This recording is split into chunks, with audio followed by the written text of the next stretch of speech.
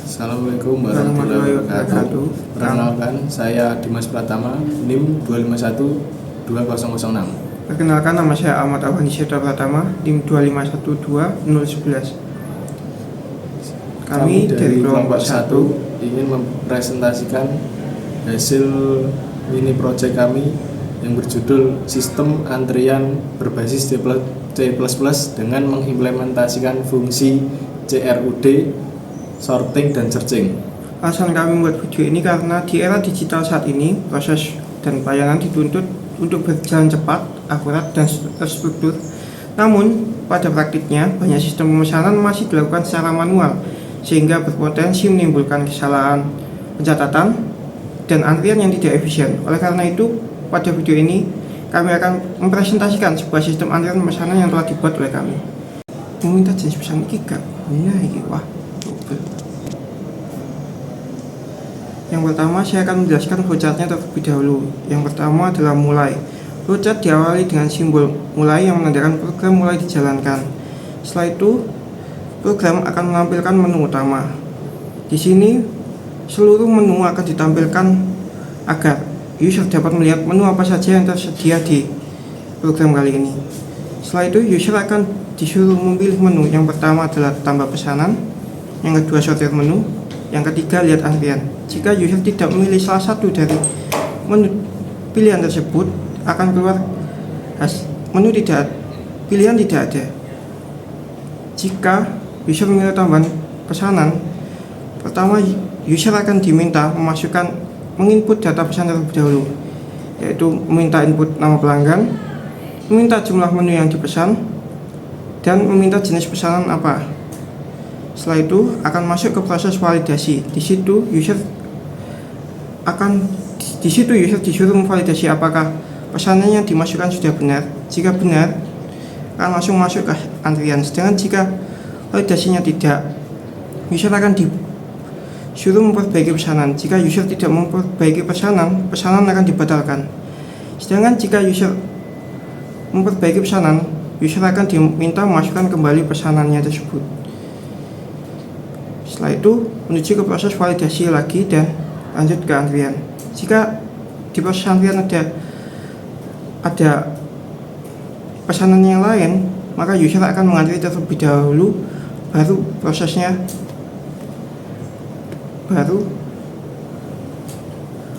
pesanannya akan dibuat. Setelah pesanan siap, user akan diminta memasuki proses pembayaran dan selesai.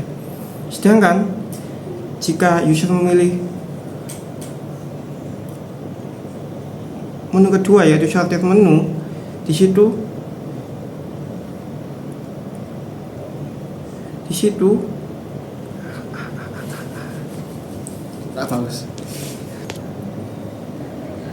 yang kedua adalah fungsi sortir menu.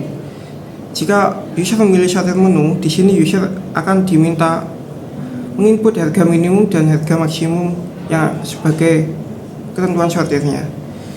Setelah itu, hasil sortiran akan muncul dan sistem kembali ke menu terlebih kembali. Jika user memilih menu lihat antrian, maka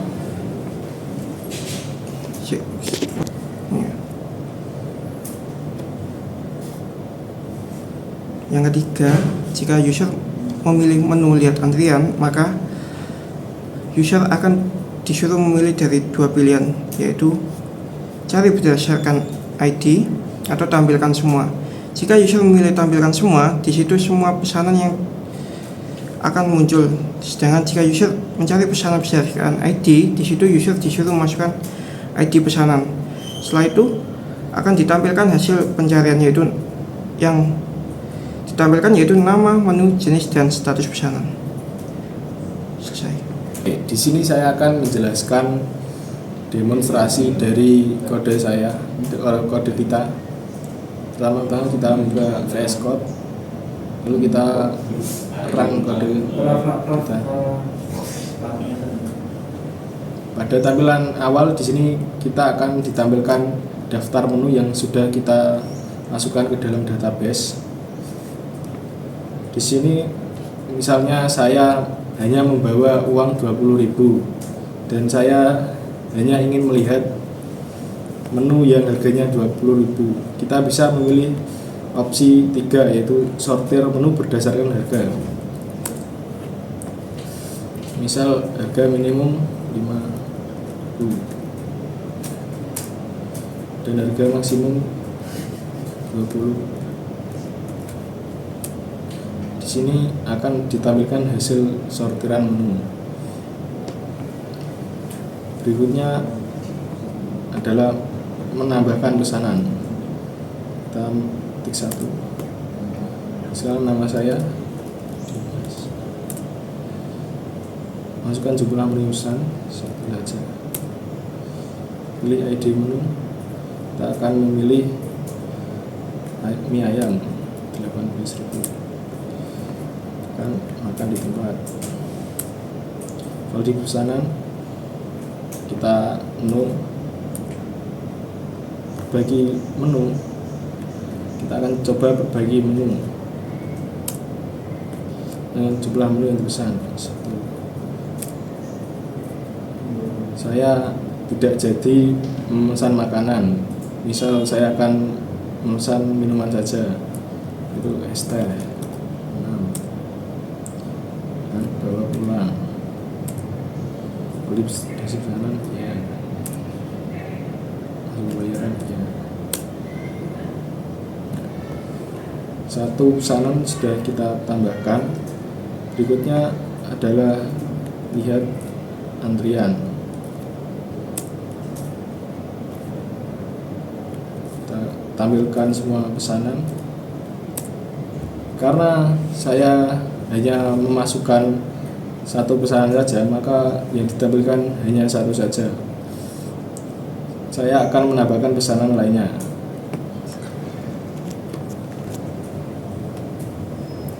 Oke, di sini saya sudah menambahkan pesanan ya. Kita coba dilihat antrian.